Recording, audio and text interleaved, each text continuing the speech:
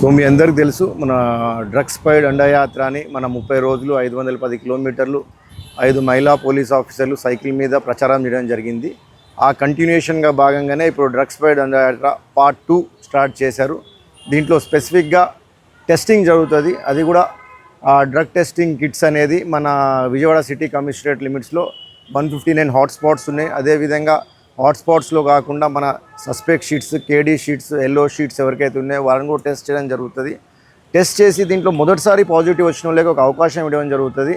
వాళ్ళని రీహాబిలిటేషన్కో లేకపోతే వాళ్ళకి ఏదైనా చిన్న ఉపాధియో లేకపోతే కలెక్టర్ ద్వారా ఏదైనా లోన్ ఇప్పించి వాళ్ళకి ఒక దారి చూపించడం జరుగుతుంది. అదే ఎవరైతే ఇట్లా రిపీట్ అఫెండర్స్ అవుతారో వాళ్ళ మీద కఠినమైన చర్య తీసుకొని వాళ్ళ మీద పిట్ NDPS కేసు పెట్టి రిమాండ్ చేయడం జరుగుతుంది. సో మీడియాతో మా అపీల్ ఏంటంటే ఈ మెసేజ్ ప్రతి దగ్గరికి వెళ్ళాలి. ఇంకో ఇంపార్టెంట్ విషయం అంటే ఎలా అయితే డ్రంక్ అండ్ డ్రైవ్ చెకింగ్ జరుగుతుందో అదేవిధంగా నైట్ రౌండ్స్లో ఉన్నప్పుడు పెట్రోలింగ్ కానీ నైట్ వెహికల్ చెకింగ్ చేయనప్పుడు ర్యాండమ్గా డ్రగ్ కిట్స్ కూడా మా టీమ్స్కి ఇవ్వడం జరుగుతుంది. సో ర్యాండమ్గా చెకింగ్ జరుగుతుంది.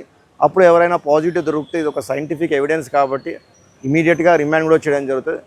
సో జాగ్రత్తగా ఉండాలి. మనం డ్రగ్స్ వద్దు అనేది విజయవాడని డ్రగ్ ఫ్రీ సిటీగా తీసుకుపోవాలని మా కోరిక. దానికి మీ సహకారం కూడా కావాలి. Thank you.